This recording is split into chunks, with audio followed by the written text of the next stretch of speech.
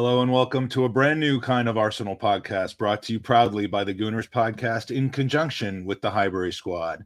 It's a respite from the wins and losses, which we really could use right about now. A break from tactics and talking points, just good old-fashioned fun, chats, and banter with some of the most recognizable faces within our great Arsenal family, telling their stories, sharing their views, and answering your questions.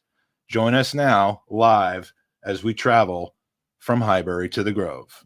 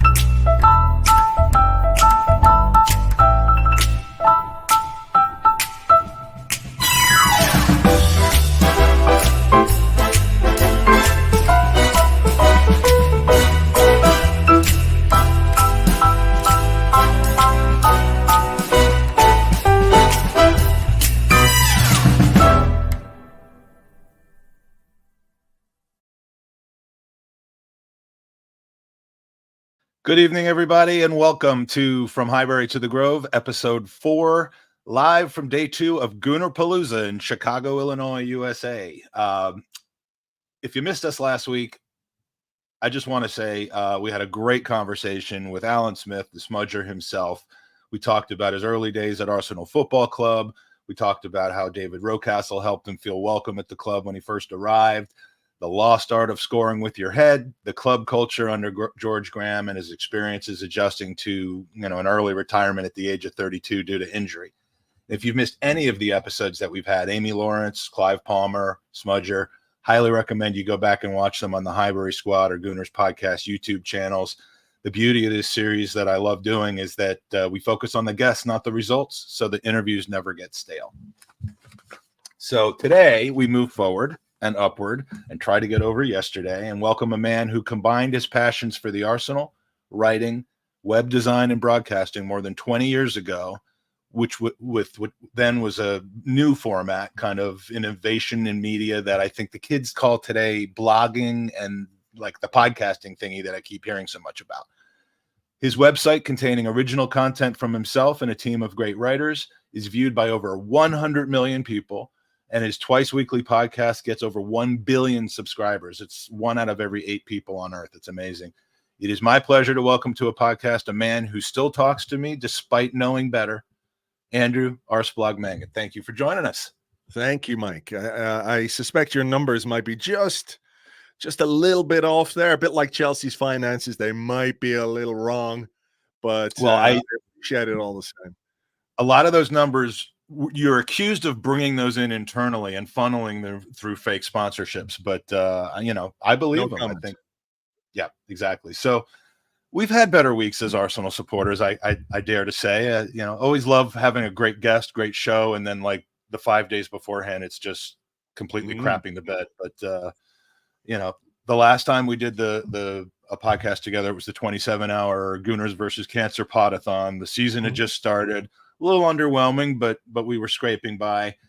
Now we find ourselves a little bit later in the season competing for a title, but maybe a little less excited than we were just a week ago. Maybe. Look, the thing you have to remember with all of this stuff is that it's completely and utterly out of our hands, all of it.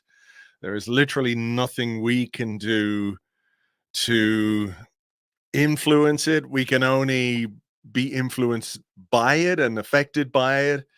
And I think once you let yourself understand that you're committed to the absurd spectacle of 11 millionaires running around a pitch kicking a football while another 7 millionaires sit on the bench waiting to come on and run around and kick a football, you can find your perspective. But it hasn't been the greatest week of all time, but who knows? Sometimes you've got to go down to get back up again, and it's not outside the history of this great football club that something looks like it's gone and then somehow we get it back. I hope that's the case, and in a few weeks' time, we're all smiling.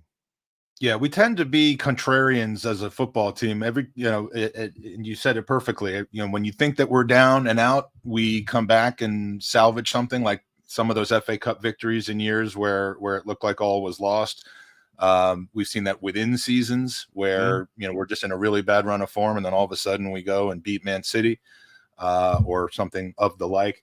And you also hit the nail on the head. I'm glad you said it rather than me, but because I'm getting tired of saying it, that the people with their standards and their ambition who have nothing to do with how we perform, like the louder you yell is going to make us play better, or makes you more of a supporter. I don't get it, and unfortunately the last 5 or 6 days have brought out a lot of them people on the social medias. Well, look, they're there, and I'm not, I don't want to police anybody's reaction. People are perfectly entitled to feel how they feel about you do. That's fine. That's your gig. You're sort of like the Richard Keys of the non-celebration police. Yeah, the non-celebration police. How dare you not celebrate? But I think everybody has to process things in their own way, and do we need to get into a deep dive about how social media doesn't necessarily reflect reality and the way people speak and the way they would speak to each other? It's just part of the media landscape these days. It's something you either, you've got to either embrace it and say, this is what it is, and I can live in this world, and I can deal with these opinions, and I can engage with these opinions, or you can say, fuck, who's got time for that? Let them spew whatever it is they want to spew, and I will go and do something a little bit more constructive with my life. I'm all for, obviously, opinion and talking about football, but there's only so much I can deal with at this moment in time, or at any moment in time, actually. Even when things are going well, I think it's better to sort of remove yourself a little bit from the excesses of social media. It's never as bad as people say when it's bad, and maybe it's never quite as good as people say when it's good either. So here we are. I prefer personally to celebrate loudly and mourn quietly, or just mourn while I'm sleeping. I've taken a lot of naps. I've taken a lot of naps that immediately followed Arsenal losing a game. How do you mourn when you're sleeping? I'm at the stadium when that happens? Yeah. I mean, can you multitask like that? Do you have a little? I have fallen asleep during a particularly bad Arsenal game, which Gooner Russ in the chat can tell you about. But that had more to do with red wine than it did to do with the performance. So, see, what you need to do for next season is just have a bed in the no. Go online, and how many games are we going to play next season? 38 in the Premier League and Champions League games and FA Cup. So get yourself about 60 mini coffins. And then every time we lose a game, you just go to sleep and put one of those coffins under your pillow. And that way you're both mourning and sleeping at the same time. And all the badness will go into that coffin. At the end of the season, you have some kind of pagan ritual and burn all those coffins. Nothing bad can come of that. I've watched horror films. It'll be fine. This is why you're you, because that's a brilliant idea, and we have so many creative Arsenal artists and craftsmen and craftswomen in the fan base that I'm sure those coffins, if they don't already exist, they will within a week, no doubt. and will become the third sponsor for this show. So you've kind of led into a question that I wanted to have for you, which is, we've talked about how kind of the typical or the variety of different Arsenal supporters around the world process these things. You, through the hard work that you've done and the position you find yourself in through that hard work, are no ordinary Arsenal supporter, because you do tend to be, despite your humble approach to being an everyman, you are relied upon for context, for opinion, for humor, for feedback, and along with James, who brings a different but also, compatible perspective to that. How do you process the games when they are happening? I mean, you are both keeping tabs on information. I mean, your blog first thing this morning was very detailed about how the game goes. So, there's watching the game to memorialize it and discuss it and talk about it and write about it later. And there's watching the game with emotion, like I did at the pub yesterday with 150 different people. How do you reconcile that in your personal enjoyment of the team and your professional life?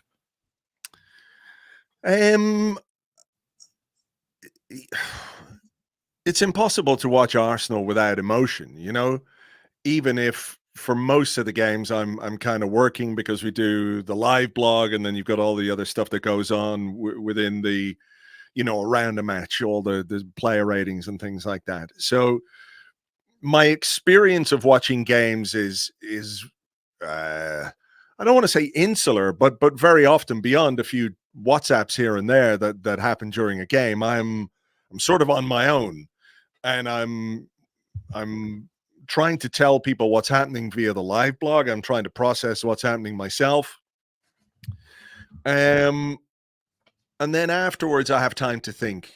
I never do the blog the next straight away. I always do it the next morning. Very, very rarely would we do a podcast straight after the game. Which is, other people can do that. Who would ever do like an instant Who would ever reaction? do any kind of instant reaction type thing? Yeah, I don't know. You'd have to that won't sell. You'd have to be some kind of lunatic to want to do that.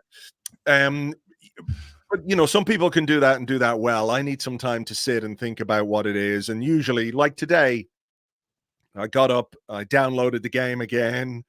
I made myself watch some of the incidents in the game that I wasn't quite clear on, like their goal, for example. And it wasn't so much the goal as it went in, but the build up to it and how they made that move happen. And I'll sit down and write, but usually I have sort of like a gut feeling about, I don't know exactly what I'm going to write, but I kind of know the tone of it, right? So, when I got up today, it was about trying to connect with the disappointment that I felt and the frustration that I felt, because I think, without going too deep into the weeds, I think we didn't quite give the best account of ourselves over these two legs. And that for me, and I'm sure for many people watching now, is disappointing and frustrating. But I also have to look at it in the context of the overall season, the trajectory of this team, what some of those players out in the pitch who maybe didn't play their best, why didn't they play as well as they can? Are there reasons beyond, well, he's shit and he's terrible and need to get a new one, So you have to try and stay emotionally connected, but also step back and be objective about what it is that you want to write. And that's basically it. It's like it's a habit now. It's an ingrained sort of habit in my morning. It's as much part of my morning ritual as anything else, getting up and making coffee and saying hello to the dogs. It is just what I do. So that's what it is. Like I very rarely do I get up and not have an idea what I'm gonna say or how I'm gonna say it, but you just sort of sit down and start typing and out it comes. Yeah. You mentioning your dog just reminded me. Do you know that your Wikipedia entry has a 3-word sentence in it that just says Andrew likes dogs? That is literally the best. I wish that was just it. Wish that was all that was in the Wikipedia entry. That would be amazing. Why does this guy have a Wikipedia? He just likes dogs. Loads of people like dogs. It was history, Barcelona and Croydon and all this stuff, and then Andrew likes dogs. Amazing. And I wasn't planning on bringing it up until you just said that. So, you also mentioned kind of the range of perspective, and this is something I was thinking about last night, because you're either a person and some people can do both. I like to think that I can do both, but a lot of the reactions either come from a one game focus and you react to that game. And people who do that only tend to react much, much stronger to the negatives in the one game. When we, the game against Villa, the last game against Villa, today against Munich. I mean, they focus on the one game, and the negative reactions tend to be much, much stronger and longer lasting than the positives. I mean, I didn't hear that many people just absolutely going crazy about beating West Ham 6-0, Burnley 5-0. Yeah, you're supposed to do that, not necessarily 5-0 against any team in the Premier League, but so when you look at it on that short of a term, you tend to focus on the negative more strongly than the positive. When you bring that range out and you look at it over, the video editing, you can stretch the timeline to really, drill down or drill out. And I'm sure you know that.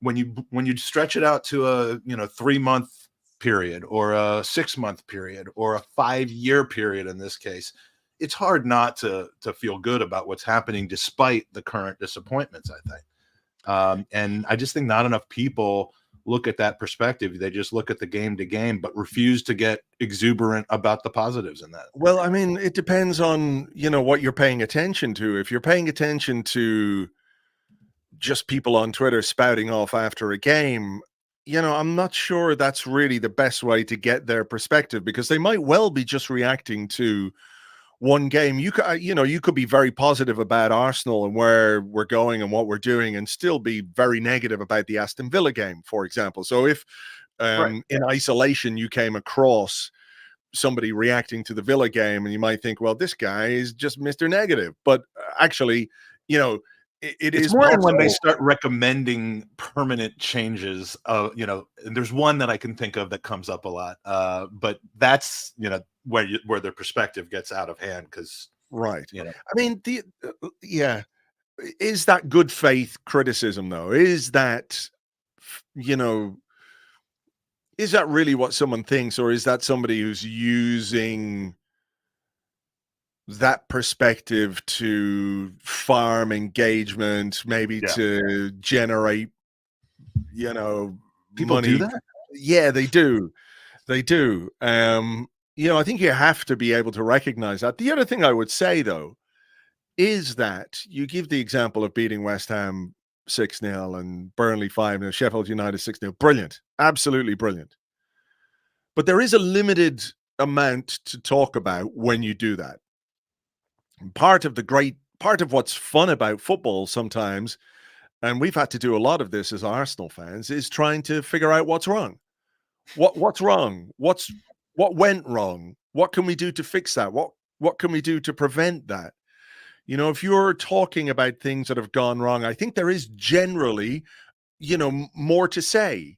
A defeat tends to resonate longer than a victory, and that's just the reality of human nature. So we have to acknowledge that, and then it's up to every individual to decide whether or not the person they're engaging with is actually engaging in good faith. Do they have, like, if they make some criticisms about the Villa game, do they have a point? Are they actually making a good point about, what this team might need, or what we can do, or how we can improve, for the sake of getting better? Or are they just waiting for, the team to lose so they can then just double down on a preconceived idea or agenda that they might already have? And we don't use the C word on this pod, but this is where we would if we did use the C word. I get it. And I think, most of the people watching this will be able to recognize the difference between an honestly held opinion, which might be critical or negative, versus somebody who might grudgingly give a little bit of, praise here and there because they've got no choice. Like, if you beat somebody 5-0, 6-0, you can't say, well, this is terrible and I hate the manager and the manager should go, because you're an idiot and everyone will know you're an idiot. So they say, oh yeah, that was all right, actually. Yeah, blah, blah, blah. And then the minute something goes wrong, they pile in. And, I know it's difficult not to, and it's tempting. It's so tempting to sort of do battle with people like that, but you might as well pick up a shovel and hit yourself in the face with it, because it's as constructive as doing that. And actually, probably worse, because at least the mental health lasts, and the wounds that you inflict with the shovel will heal and maybe leave a cool scar or two. So you go to a bar and people go, hey, nice scar, where'd that come from? You could tell them a story about, whatever. But it's, there's a lot of there's a lot of bad faith actors out there, Mike, as I'm sure you know, and I'm sure a lot of people watching this understand. Yeah. Speaking of good faith actors, though, we're up to 260 in the live chat right now. Thanks to all of you for starting off the show with us. As you know, if you've watched this series, the last 20 or 30 minutes of the show, we're going to have Andrew answer your questions, which are, Andrew, you can't use that because I've trademarked it, but questions, which is questions for the guest. Yeah. And am I the cheesiest person you've ever met in all your years? Without question, and that's before you told me that. Like I was looking at the intro, I was going, what is this? What is this intro? What does this remind me of? And it's the Pink Panther. Has anyone said that? You're like the Pink Panther, except sort of Arsenal style and without the comedy French accent. Oh, geez. No, that's a new one. I haven't heard that. But yeah, very self-indulgent introduction as well. If you know me, no better man. I love me some me. But speaking of the people in the chat, though, the questions, put them in the chat. Start the question off with a G, just like Bill, aka Goonerworks, has done. We will, star those so that they're saved, and we'll ask them of Andrew at the end of the podcast, which is part of this podcast, is to bring you closer as viewers to some pretty cool people. So I don't think I've asked you this before in our conversations, but if you had to pick one, you're going to hate this question. If you had to pick one and only one between writing the daily blog and doing the twice and sometimes more weekly podcast, which would you choose? Oh man, that is really difficult.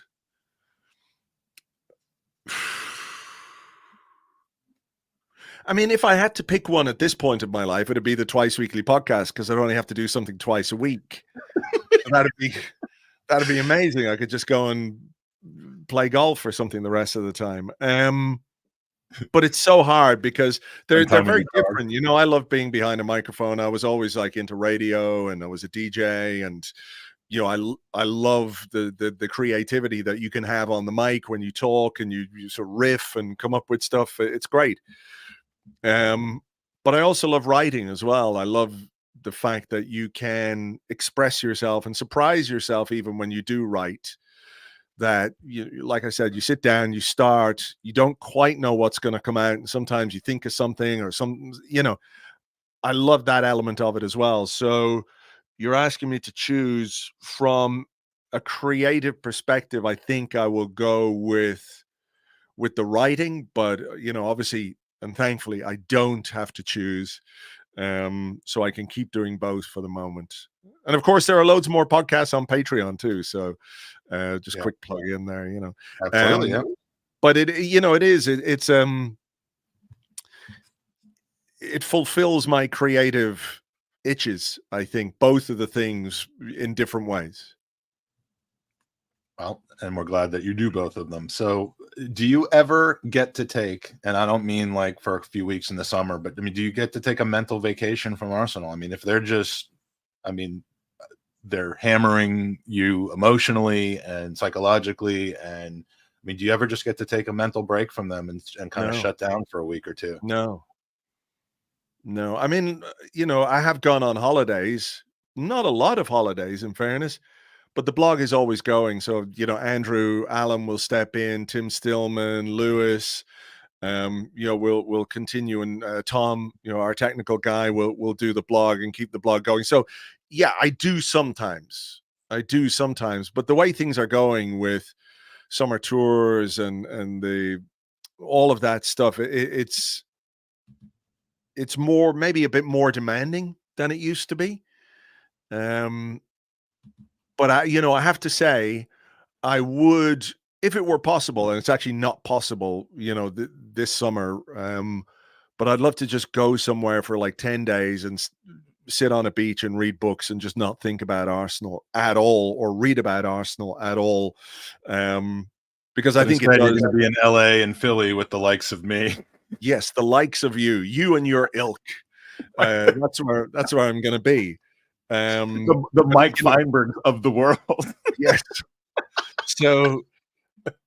So yeah, I do sometimes get a bit of downtime, but I don't complain about the fact that I have to think about Arsenal on such a regular basis, because it would be churlish of me to complain about the privilege I have and the enjoyment I get from doing what I do, when so many people don't get that, who have to go out to work every day and don't enjoy what they do, or without bringing it down, there are a lot of people in the world who don't have a lot going on right now and have a lot of terrible things going on around them. So for me to complain that, well, I'm a bit too saturated by Arsenal Football Club, seems like very much a first world problem, and not the kind of thing that I would complain about in any way. Speaking of first world, and I couldn't have timed this better. Well, I didn't time it. This couldn't have been timed together. My next question for you is about a certain someone who has just appeared in the chat. I believe he goes by the name of Gunnerblog. One of the best, if not the best, examples of chemistry in the Arsenal content world is the chemistry between yourself and James McNicholas, aka Gunnerblog. Firstly, you have the same last name, Blog. Well, that's what brought us together. Well, I was going to ask, what actually, I'm sure you've answered this question before, but what did bring you together, and why do you think it works so well between the two of you? Well, what brought us together was Arseblog. We had a forum on the website that James was part of. And then he set up Gunnerblog, and he was blogging away and I was blogging away. There were loads of Arsenal blogs back in the day. Were you competing? Were you like rivals before you became friends? No. I want to envision. It was all very collegiate, I have to say, because there was East Lower, and there was Good Player, and there was LeGrove, and there was Culture Westwood, Goonerholic, and whatever the thing you just said was. And so James was doing that, and then I started the Arsecast back in 2006. I think he was the second ever guest on the podcast, on the Arsecast. Who was the first? Good Player. Yeah, okay. So Good Player. His blog is defunct now. I think he was just the first one that I had on, and I should remember this because it was our 10-year anniversary, so it would have been January 2014. I sent James a very short email just to say, look, I think there's a gap in the market for another podcast. Would you be interested in doing it with me? And he came back and went, yeah. And that was about as much preparation as we've ever done for anything. And here we are going. And it was just a question for me of like, who do I think I not can connect with? But, James is obviously a very funny guy, very talented guy, away from the Arsenal world with acting and comedy. And it felt to me when I asked him that, like, we'd obviously known each other quite a while anyway, but we would be able to do something that was enjoyable, not just for the listeners, but for ourselves as well, which I think is the case. If he's still in the comments and hasn't run away now screaming, he might agree with that. Who knows? Well, and it shows. It works. And to attest to your chemistry, we did. I don't know if you remember, about 4 or 5 years ago, we did a short-lived concept called the Podlywed game. Oh yes, I remember that. I remember that one. And Tom Canton actually, pre his career blowing up, hosted a Newlywed Game style game where Andy Rhodes, who's in the chat, and I were involved, where Sophie and her then podcasting partner were involved, and you and James. Somehow we got you and James to do it, and I believe you guys won. I think we did. Yeah, I think we did. We're very competitive as well, as well as being everything else. We want to win. As being everything else. You got to bring the trophies. You got to have the fucking standards. That's right. That's right. So yeah, and it's only just been 5 more years of chemistry since then. So, because the name of the podcast is From Highbury to the Grove, I do like to talk about Highbury. You and I are approximately the same age, and like me, you started going to the Arsenal back at the Highbury days, and most importantly, in the terrorist days. Terrorist, not terrorist. Terrorist, like as in the North Bank and Clockend. And were you North Bank or Clockend? It would have been North. Nice. Yeah, it would have been North Bank. Good man. So tell us what the terraces meant to you, because I mean, I left and came back to the States in 1990. I was there. I was actually in Highbury on the North Bank when Hillsborough occurred. So I certainly understand the reasons why the seats had to be installed, but it broke my heart seeing, stands and 2 levels and stuff on the North Bank. But how do you feel about terraces, safe standing? Have you ever been to Dortmund where they just absolutely do it right? No, I haven't. I love standing at football matches. I love, that dynamic that it brings, the energy that it brings as well, but it is different now. It is understandably different, but I think like you say, at Dortmund, and it has been shown that standing can work. I think it's probably just a logistical nightmare now for clubs to try and think about it. I know Arsenal, having spoken to the guys at the AST a little bit about all this, are sort of like, well, there's a lot that we'd have to do to make this happen, but yeah, it's a different experience. It's a very different experience standing on a terrace, but is maybe more comfortable now. So there's a trade-off, particularly as you get older. You need the cushioned seats. What I don't like is the huge amount of stories, despite how our atmosphere has generally been on the uptick at Emirates Stadium. The number of stories I've been hearing in the last few weeks of stewards telling people to quiet down and sit down, and I mean, it's as James said, disgraziata. But because that's just changing football, and we could go off on a wormhole about how football's changed. I don't want to do that, but Highbury versus Emirates Stadium. You've been in both as a supporter. You've been in Emirates, obviously, as a in the club levels, and probably I'm sure you've done press row there as well. But what does Emirates lack that Highbury had for you? History, I guess. History, and a history of success, and like everything. Like I remember when I was a kid, you get the this little, could have been the Observer, it could have been Rothman's. They do a little football handbook that you would get every year, and it would be a page for each football club would be on there, and you could get the Arsenal page, and it would have the record attendance at Highbury, which is 60 odd thousand, or maybe it was 8. I can't remember, but it was obviously back in the terrace days, and it was 60 something thousand was the record crowd. And there is just this history of the football club baked into the stones, if you like, at Highbury. And the Emirates is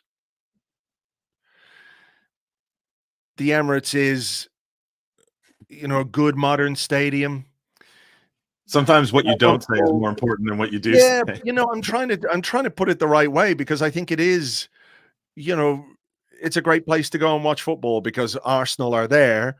And I do think it's a comfortable stadium, and, the seats are good and the views are good, but it's just lacking the history. And, we haven't ever seen a team at the Emirates parade a Premier League trophy. And I think as long as that's missing, it will lack something in that regard. But then there are generations of Arsenal fans right now who only know Highbury as what it became, which is just part of the way things go and the way things progress, if you want to put it in that way.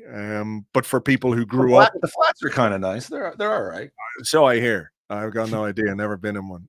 Well, not rich enough to buy one either. In May we can change that. Yeah, you never know. But I think if you grew up and you started going to Highbury in the 50s, 60s, 70s, 80s, 90s, whatever it was, like, it's impossible to just not love what it is and what it was and what it represented. And sometimes what it represented was not necessarily just Arsenal, even though that was what brought you there and kept you coming back. But what it represented was maybe the best years of your youth, or a time in your life when you were really happy and you didn't have the weight of responsibility of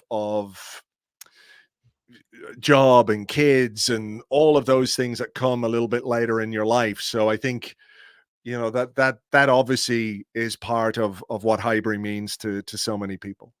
Yeah, and at 15 to 17 years of age, having a pretty frustrated childhood before that, Highbury does exactly that. It represents the time in my life and the thing that I cared about most during that time, where things started to click and resonate for me. And that's why I have such an obsession, and to this day spend about 12 weeks a year in there. So we've got about 305 people in the chat right now. Please give us a thumbs up. Tammy Steele, our head love officer, I won't even call her a like officer, is in the chat, whipping up support. If you have any questions, this is the time to get them in, because we're going to move over to that about 5 or 6 minutes from now. The question segment is brought to us by the wonderful people at Zenith Coins. Speaking of Highbury, there's both a North Bank and a Clock End coin. You can get a 10% discount on those coins, thanks to Sophie and the Highbury squad, by using the special code listed on the scroll below. So that that little moving line in the white and red has the code in there, and you can get those coins. They may be on back order, but you'll want to order them soon, and they help us to bring to you the show. You've been to the final topic I want to talk about is you've been to the States a few times for live podcast events, for the summer tours, except for when they're in Florida. Our viewership tends to be about 50-50 UK and Europe and the US. And, I think you could probably attest to the way the international fan base, especially the one in the US that the team keeps coming back to, has grown and gone crazy for this club over the 10 plus years that they've been coming. How are those trips for you? Not necessarily the games. I mean, I remember you in LA and the Bayern game. You had the misfortune of sitting next to me, pinned between me and the wall. And I was pretty heavy back then. So you were literally pinned in there. And every time something happened, you bent over to talking to your microphone. And I think you were just bending over so that I wouldn't talk to you during the breaks. But, we could debate that. But how do you enjoy those tours? Is it a departure from kind of normal Arsenal journalistic life for you? Sure. Yeah. I mean, I think they're amazing wherever I've gone. And met Arsenal fans, it's always been incredible. I've been to the States a few times. I've been to Australia as well, and the fans down there are super passionate, and they have to deal with, as you guys do over there, various time zone issues in order to watch the games. So for me, I think you could go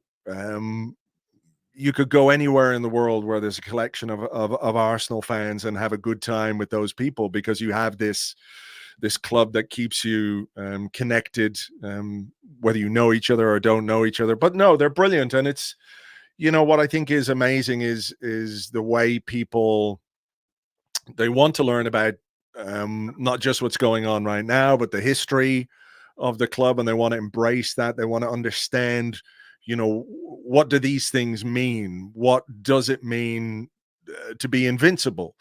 A lot of, I'm sure, fans in the US have come to this club in the subsequent 20 years since we last won the league, but who know everything there is to know about that team and those players. And part of that is existing in the era that we exist in, where it's easier to dig up archive footage and easier to find information and all that kind of stuff. But it's amazing. And I always love meeting fans, and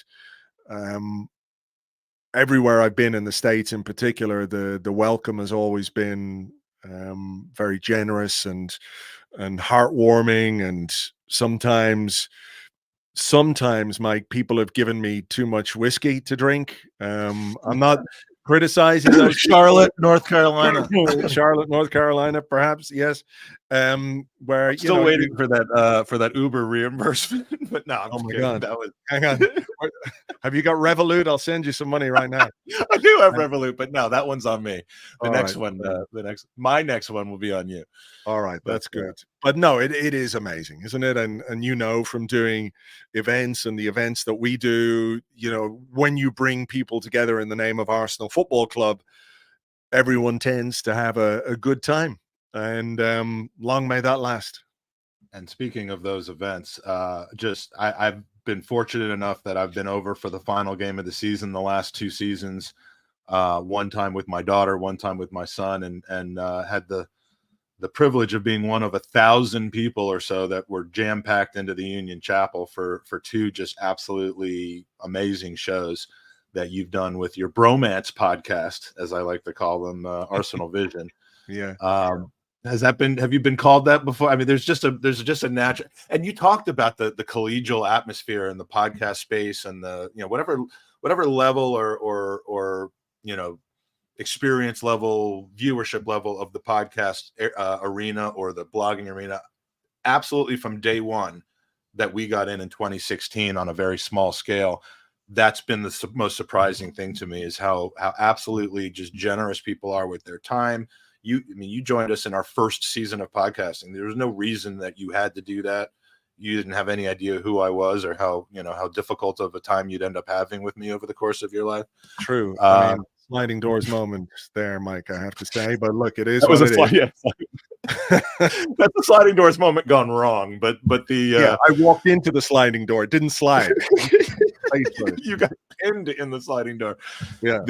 But yeah, I mean, it is that kind of an atmosphere. But these kinds of events, you know, and doing drinks afterwards in the bar, just a phenomenal time. There's my 20-year-old who was just excited to be over in a country he could drink legally in. But just a phenomenal events. I've enjoyed them very much. Long may they continue. Yes, they're great, and people, if they're interested in those, keep an eye on Arseblog next week, and maybe there might be a little information for you in that regard. Aha! All righty. And you know, speaking of Arsenal events, it's day 2 now, kind of the first official day of Gooner Palooza in Chicago. If you're anywhere around the Chicago area, or you know, just have the wherewithal, time, and money just to hop on a plane and come here, you won't regret it. It's going to be a great event. We're doing a podcast on Saturday morning, raising money for Gooners versus Cancer. We'll also be raising money for the Arsenal Foundation through Elliot's unbelievable podcasting fundraising efforts that you are also involved in. And it's going to be a fun time leading directly up into the Wolves game. So that'll be fun. And, you know, again, the game is always the least important part of those kind of gatherings. It's the day before, the night before, the morning of, and after. So do enjoy that. We're going to go to user questions. We've got now 330 people in live chat. Please hit the thumbs up button and subscribe both to the Highbury Squad and the Gooners Podcast channels on YouTube. Zenith Coins, support the future, treasure the past. Visit Zenith Coins and use code HSNB10 for 10% off your purchase. And I don't have any in my background right now because I'm in a hotel room, but please do also go to buyruthbeckart.com.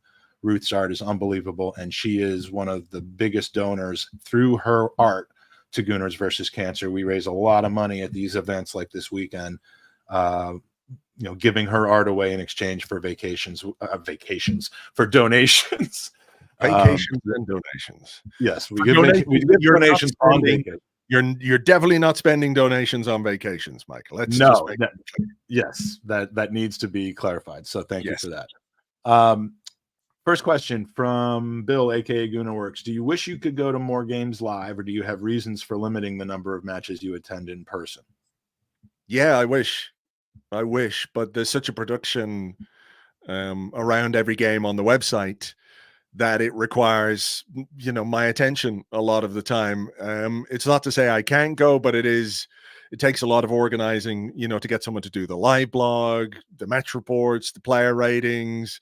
I'm really lucky to have someone like Andrew Allen on board with Arseblog News, who does a lot of the post game stuff and features like that. But people like Phil Costa, for example, has been doing a lot of stuff with us, match reports and things like that.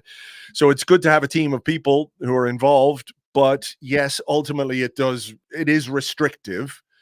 But I'm not complaining about that being restrictive, because that is what I have chosen to do.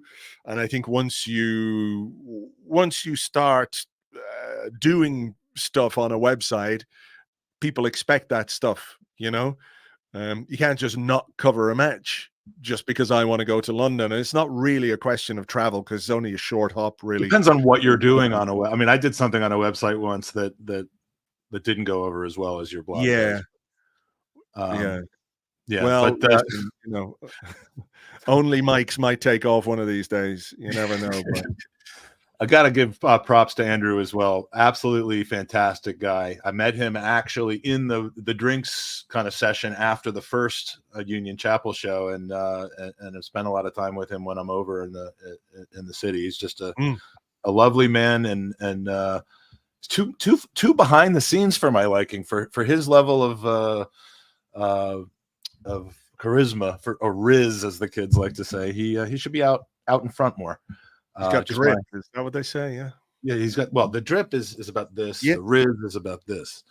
See, he's got both. He's got riz and he does have, and that beard. I mean, I couldn't hope to do the beard game that he has. Tell me about it. Yeah. From our host, Sophie, the lovely Sophie, who would your ultimate golf foursome be? Does not have to be football related. I'm sure there'll be music involved in this. Oh, right. Well, the first one is Ian Wright, because he plays golf. We've often had a quick chat about, we must have a game, and it would be amazing to have a game of golf with Ian Wright.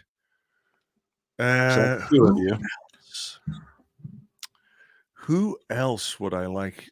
I'm trying to figure out who plays golf, because you don't want to say, like, I want that person and they can't play golf, because that would. So you're really looking at the competitive element of it, not just the personalities. Like Well, I mean, and it might be as well, just like, who do you want to go on a walk with? Who would you like to walk down the beach with? This is proper. It's a 4-hour walk, though. It's a 4-hour walk with sticks. I'm gonna say as well, and I know actually he's not a golfer because I'm restricting myself, but I would definitely choose Arsene Wenger. Just because when would you ever get to, spend 4 hours relaxing with Arsene Wenger and maybe get some good stories out of him and everything else? And who would my last one be? That is a good question. James. I don't think James would appreciate me bringing him on a golf course. I'm thinking of like an actor. Even with Arsene Wenger and Ian Wright, he'd just hate it. It would be. Yeah. That's a great, someone there. You could use Arsene Wenger as a golf club. He does have that kind of stance, doesn't he? One more. He would have to be a fourth iron, though. Okay. Iron, but because of fourth place. Let me just take someone from the current squad. I know Declan Rice is a golfer, but James is available. Can James caddy? I don't know. I'm going to say Aaron Ramsdale, because he's a fun guy and he likes a game of golf as well. So I'm going to say Aaron Ramsdale. James can drive the buggy. That's a great answer. Yeah. And he'd have to do it with shirtless, like the promotions for his one-man show and his book as well. Well, it would depend on where we're playing golf. Like if we're in the links of Scotland in the middle of winter, I don't think that would be fair because, frostbite and stuff like that. Yeah. But maybe if we were, somewhere in the south of Spain, something like that, that would work. Stop for a bit of sangria on the 9th. That'd be good. Sounds go with lovely. that. All right. Next question we have from Newman. Newman is a regular in the chat. Most of what he has to say I would not put up on the screen, but this one is pretty good. Dear Arseblogs, because the Arseblogs of the world, what's your favorite synth pop hit of the 80s? Think carefully. He seems to think that there's a correct answer to this question. I mean, there's probably a few really wrong answers. What's my favorite? I'm leaning towards.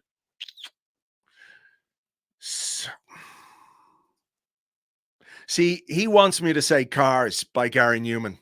I'm pretty certain. Oh yeah, you know what? I didn't even think about that. You've definitely got what he was going for. To be fair, it is a great one. It is a great one. Is Devo considered synth pop? I don't know. I think Devo are a bit more avant-garde, aren't they? Than sort of. I certainly don't have the musical knowledge or noose that you have. I will go. I'm gonna say, "Don't Go" by Yazoo. Is that Please Don't Go? Please Don't Go? No. Oh, okay. No, it's not that one. Okay. Well, then. Don't tell me it didn't make it to the States. Come on. It could have very well made it to the States and just not made it into my head, into my ears. I'm gonna say that, or maybe something by Howard Jones. They were good poppy songs as well. Yeah, I like. I'm gonna go with Yazoo because it's in that kind of,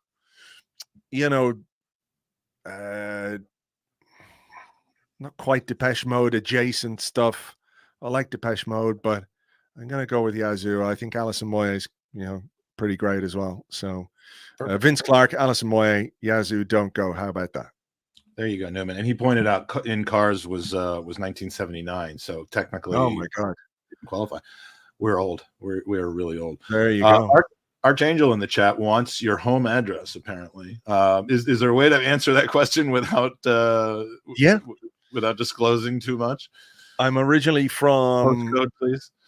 After we moved back from England, we moved to a part of Dublin called Temple Ogue, and I now live in a part of Dublin called Kimmage. Not Joshua Kimmage. I know. Oh. You had to go there. I had to go there. So yeah, I'm sort of on the south side of the city, not too far from the city center, really, about a half an hour walk into the city center, and that's where I grew up.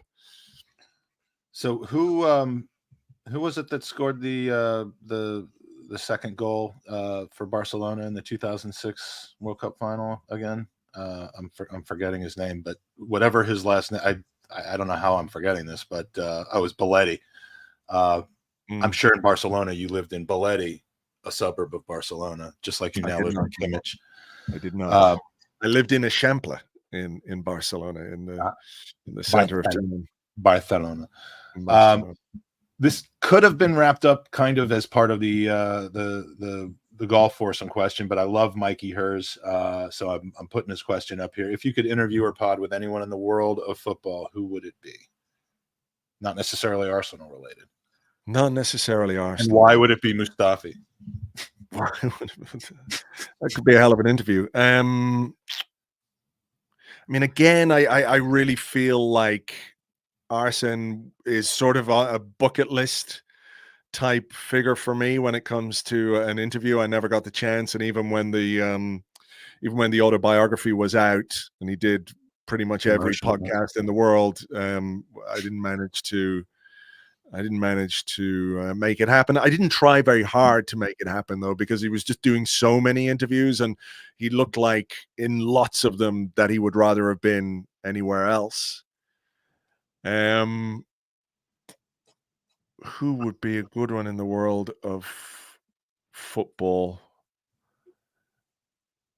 Salt Bay. Salt Bay.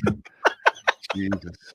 I think, if the language barrier wasn't a thing, Messi could be a really fascinating interview because of the career and everything that's gone on with him. So I'm going to say Lionel Messi, just because I think he is basically the greatest player ever to have played the game. And so to have an opportunity to sit down with him and talk about, various aspects of the game would be fascinating. Yeah, for sure. Absolutely. Just got time for one, maybe two more questions. Okay. I'm going to put up Keith Bird's. If the season ends today, is it successful? The season ended in the middle of April. I that can't be successful by any metric. I mean, but obviously what he's talking about, quarterfinal in the Champions League and second in the Prem. Joint second? No, he's not even joint second. I mean, I guess you could say it would be consolidation of what we did last season rather than success. But it's impossible to answer. I mean, look, I think we've seen enough this season to know that we are a good team, and this club is going in the direction that we've all wanted it to go in for a long time. Regardless, of what happens in the next 6 games, I think there's been enough evidence of that in this season. So if you can call it successful to more or less replicate what you did last season by finishing second, and then identify areas where you can improve next season, I guess you could say that's a success. But ultimately it comes down to trophies. How do people view success? Silverware and trophies. Yeah. So I'm is there a point where that kind of standardized view of things becomes like when people claim that if like Chelsea were to win the League Cup, would have won the League Cup this season, would their season have been more successful? Because a lot of Manchester United fans last year were claiming that they had a better season than we did because they won a cup, they won a trophy. Yeah, look, it's all relative, isn't it? And again, it comes back around to this sort of banter era that we're living in, where everything that any football club does is piled on by fans of every other football club, because that's just the way social media operates. What I think would be absolutely fascinating is if you removed Manchester City from the equation, from the Premier League equation, would we have a different view of what success is? Would we have a different, I think we'd have a more competitive Premier League. But this is what we have to deal with. So I think it's hard to say, yes, it would absolutely be a success. But again, going back to what we talked about at the start, you have to be able to step back and objectively look at what it is that you are, what it is you're doing and who it is you're competing with. And, we've competed with pretty much every team so far in the Premier League this season, but apart from Aston Villa, which is really annoying. But and Fulham, yeah. So but that's football, and those are the vagaries of football. So I'm gonna err on the side of yes, but I obviously hope that over the next 3 weeks we can make that real, genuine success that nobody could argue with. Yeah, qualified success, maybe we say. Mostly because of the fact that we had a Champions League run that wasn't embarrassing. It just certainly didn't end well, but wasn't group stage, wasn't round of 16. Comment of the day from Sophie: can't stop picturing Gunnerblog in a buggy naked with Arsene Wenger in the back. Now I can't stop thinking of that either. Certainly an image that once it gets into your brain, it's quite difficult to. I'll ask. I'm going to ask Jacob if he can illustrate that now. Well, one more question. I don't want to give anything away, but I think Jacob has had some requests for erotic Arsenal related pictures in the past. So those will be the least poorly of his poorly drawn artwork. But One more question, because it should have a one-word answer. I don't know what your answer will be, but it should be just one word. Do you think Vieira has a future at Arsenal? I'm assuming he means Fabio and not Patrick.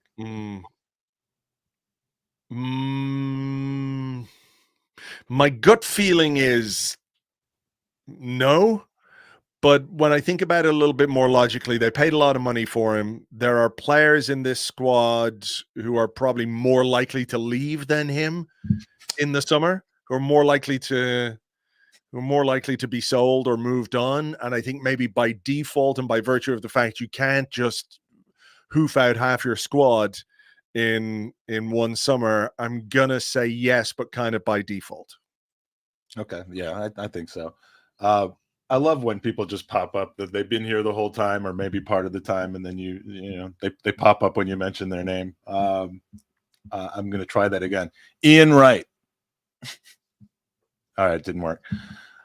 No. Good try. Good try. Maybe you have to say it 3 times like Candyman. Oh yeah, exactly. And click my heels. So that's it. It's been a great hour, Andrew. I appreciate your time. Keep plugged into our socials at the Gooners Pod, at Highbury Squad. Of course, everybody knows to find you at Arseblog and Arseblog News as well. We're going to have announcements about our next show. We're taking next Thursday off because I am going to be at the Arsenal Supporters Trust. It's the annual meeting with Amy Lawrence and Rafa Honigstein, and of course all the great people at the AST. And I'll be there that Thursday evening off of Holloway Road. But we do have a great guest who I'm going to be interviewing for the first time. Is scheduled, and schedules can change. But going to be interviewing Ian Stone for the first time live from the North Bank of Highbury on May 2nd on Thursday. So stay tuned for that. And on Highbury Squad on Monday, live shows return with Sophie and an amazing panel of guests, including David Hillier, FK from Latte Firm, and Henry Winter. And it's going to be discussing, has Mikel Arteta's process evolved to progress, and his success next for the Arsenal? Those titles, that's all Sophie. She's the best at that. So thank you, Andrew. Thank you to the Highbury Squad for having us over to your place. And do not forget to tune in for all the great content, including next Monday with Sophie, Super Kev, and the Gooners podcast on our channel as well. Thank you to the amazing chat, the Gooner community, 350 strong tonight. And Andrew, any last words or wisdom you'd like to impart to the Arsenal universe? No, just thank you to everybody. If you've been here for the hour, thank you so much for watching, and thanks for the continued support for everything that we do on Arseblog. It's much appreciated. We don't take it for granted, and hopefully we can catch up with you either at a game or during the summer or one of the events in the not too distant future. But thank you, Mike. Thank you for having me. Good luck with the new stuff, and we'll chat soon. Fantastic. Well, if you'll stick around for 30 seconds, we just have our outro, and we'll see you guys all in about 2 weeks when we once again travel from Highbury to the Grove.